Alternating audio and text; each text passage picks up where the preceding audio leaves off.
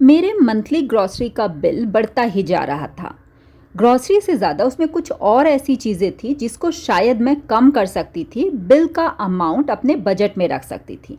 फिर मैंने बिल को नोटिस करना शुरू किया और देखा कि ऑलमोस्ट 25% ऐसा अमाउंट था जिसकी शायद ज़रूरत भी नहीं थी। अगर आप इससे कोरिलेट कर पाएँ और ये वीडियो यूज़फुल हो तो आप मुझे कमेंट करके ज़रूर बताइएगा। सबसे पहला जो हमारा कुकिंग ऑयल आता है, मेरे घर पे 2 टाइप का आता है। मैंने चाट वाले भैया को देखा था कि वो क्या करते हैं कि कोई भी चीज़ रोस्ट करने के लिए, फ्राई करने के लिए तवे के चारों तरफ रखते हैं और बीच में थोड़ा सा ऑयल रखते हैं या घी रखते हैं।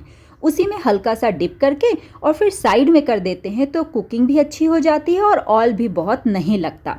वहाँ पे वो शायद ऑयल बचाने के लिए करते हैं, बट यहाँ पे मैं हेल्थ वाइज भी देखूँ तो ये काफ़ी अच्छी मेथड है।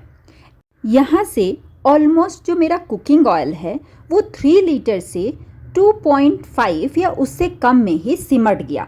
तो कई चीज़ें ना दूसरों को ऑब्जर्व करने से भी आप कंट्रोल कर सकते हैं। हमारे घर में बहुत जगह पे बैटरीज लगती हैं, जैसे कि रिमोट, क्लॉक और इवन माउस में। मेरे बेटे के पियानो की ये सेल्स निकले थे, उसमें वो काम नहीं कर रहे थे क्योंकि उसका पावर कंजम्पशन थोड़ा ज़्यादा होता है।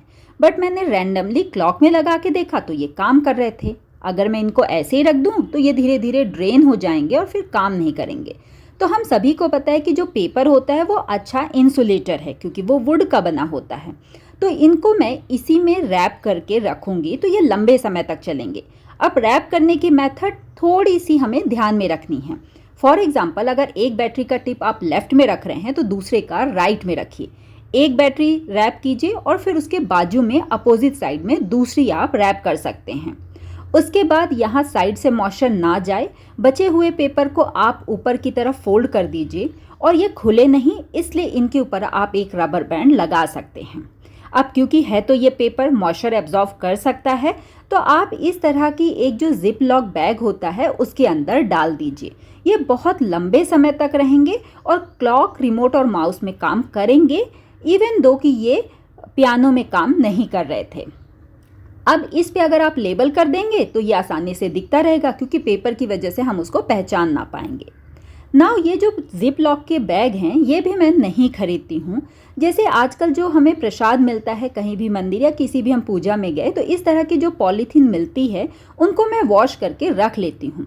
देखिए, बात यहाँ पैसों की नहीं है, बात है इन्वायरमेंट क्लीनिंग की। और रिसोर्सेज क्यों वेस्ट करें। यहाँ पे मैं ये बॉटल यूज़ करती हूँ दाल रखने के लिए, तो मुझे कंटेनर नहीं खरीदने पड़ते। इस पे फिल करने के लिए मैं एक पेपर का कोन बनाती हूँ क्योंकि अलग से मैं फिलर लूँगी तो फिर से अगेन बजट लगेगा। और ये पेपर थोड़ा हार्ड है, इसको आप कहीं भी किसी भी बॉटल के साइज़ में रैप करके यूज़ कर सकते हैं। इस तरह का हार्ड पेपर बार बार ढूंढना डिफ़िकल्ट है, तो मैं इसको अगेन एक बड़े जिप लॉक बैग में स्टोर करके रखती हूँ ताकि ये एक तो घूमे भी नहीं और दूसरा गंदा भी ना हो। अगेन ये जो जिप लॉक बैग है ये मुझे किसी कपड़ों के साथ शायद शॉपिंग में मिला था। इस तरह से ये प्रोटेक्टेड है, जब मुझे ज़रूरत पड़ती है तो मैं यहीं से निकाल लेती हूँ। देखिए कितना अमाउंट हमारा बचा, एक तो कोन का, दूसरा कंटेनर का और तीसरा पॉलीथीन बैग का। मंथली शॉपिंग में मेरी एक चीज़ और आती थी, फर्टिलाइज़र। प्लांट में डालने के लिए हम पानी तो देते हैं, बट द थिंग इज़ वो गमले में होते हैं तो उनको इतने न्यूट्रिएंट्स नहीं मिलते। तो अभी मुझे फर्टिलाइज़र खरीदने की ज़रूरत इसलिए नहीं पड़ती क्योंकि मैं दाल और चावल का पानी है उसको धो के, इवन जो चाय पत्ती है हमने चाय बनाई थी उसको अच्छे से वॉश करके भी आप प्लांट में डाल सकते हैं। किचन के जो पील्स होते हैं वेजिटेबल्स के, उसको भी मैं किसी एक गमले में नीचे दबा के रख देती हूँ और एक 3 महीने के बाद उसको एज अ फर्टिलाइज़र यूज़ करती हूँ। तो ये एक बहुत बड़ा अमाउंट है जो मेरे बिल से रिड्यूस हो चुका है। इस तरह से धीरे धीरे ना मेरी मंथली ग्रॉसरी की जो शॉपिंग थी वो बहुत छोटी हो चुकी है। ऑलमोस्ट बताया ना कि 25% कम से कम मैंने सेव कर लिया है। किचन में हमारे बहुत सारे टाइप के क्लॉथ और नैपकिन लगते हैं, जैसे कि फ्रिज में टाई करने के लिए, हैंड वाइप करने के लिए, वॉशरूम में हमें छोटे टाल की ज़रूरत पड़ती है, इवन रोटी के डब्बे में रखने के लिए, लाइनर के लिए और ना जाने कहाँ कहाँ। मैंने पिछले कुछ सालों में छोटी छोटी सिलाई सीख सीख के इतनी चीज़ें बना ली हैं कि अब मुझे बाहर से ऑलमोस्ट कुछ भी क्लॉथ नहीं खरीदना पड़ता। जो घर में बेडशीट है, पुरानी कॉटन की कुर्तीज़ हैं, इन्हीं से मैं नैपकिन बना लेती हूँ। और इनका आप हैंड वाइप में और बहुत जगह यूज़ कर सकते हैं। ऐसा नहीं कि मैं टिश्यू पेपर लाना बिल्कुल बंद कर दिया है, क्योंकि अगर कुछ गेस्ट आ गए और उनको अगर ये नैपकिन देने में आपको अच्छा नहीं लग रहा है तो आप डेफिनेटली टिश्यू पेपर रखिए। बट ये मेरा टिश्यू पेपर लाया हुआ ऑलमोस्ट 2 मंथ हुआ, अभी तक मुझे ओपन करने की ज़रूरत नहीं पड़ती। टिश्यू पेपर कहने के लिए छोटी सी चीज़ है, बट ये छोटा छोटा अमाउंट ना ऑलमोस्ट 400 to 500 मेरे मंथली बिल में लेते थे। देखिए 2 दिन पहले मैंने अपनी मशीन को टब क्लीन मोड पे लगाया तो ये कुछ ब्लैक ब्लैक निकला, ऐसे पापड़ जैसे, मुझे एग्जैक्टली नहीं पता क्या है। मैंने सर्विस वाले को बुलाया है, अब उसको दिखाने के लिए मुझे ये रखना था तो मैंने इस छोटे कंटेनर में रख लिया। इसी तरह हमारे घर में और बहुत सारी चीज़ें होती हैं जिन्हें हमें स्टोर करना पड़ता है, तो मैं ये जो डिस्पोजेबल कंटेनर होते हैं जो फूड डिलीवरी के साथ आते हैं, इनको वॉश करके रखते जाती हूँ और जब ज़रूरत पड़ती है उनको इस तरह यूज़ करते जाती हूँ। अगर मैं ये ना करूँ तो अगेन मुझे हर काम के लिए, हर चीज़ के लिए एक नया ऑर्गेनाइज़र खरीदना पड़ेगा या कंटेनर खरीदना पड़ेगा। और ये हम सब कहाँ से लाते हैं? डी मार्ट से, रिलायंस फ्रेश से।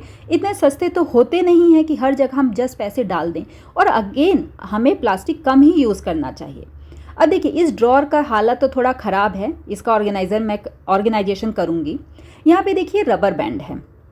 किचन में बहुत जगह पे हमें ये ज़रूरत पड़ती है कुछ चीज़ें टाई करने के लिए। पैकेट खुला है तो उसको अगेन एयर टाइट करने के लिए। अगेन ये रबर बैंड मैंने खरीदी नहीं है। जब आप सब्जियां खरीदते हो जैसे कि बरबटी वगैरह, उसमें ये रबर बैंड रहती है तो मैं उन्हीं को निकाल के रख लेती हूँ और जब ज़रूरत पड़ती है तो इनको यूज़ कर लेती हूँ। ये एक डब्बा है, इसमें मैंने माचिस रखी हुई है क्योंकि मॉइस्चर से वो ख़राब होती है। तो इस टाइप के डिस्पोजेबल जो कंटेनर होते हैं वो एयर टाइट भी होते हैं, तो आपकी चीज़ें ख़राब नहीं होती। इसका ऑर्गेनाइजेशन का वीडियो मैं बहुत जल्दी बनाती हूँ, प्रॉमिस करती हूँ।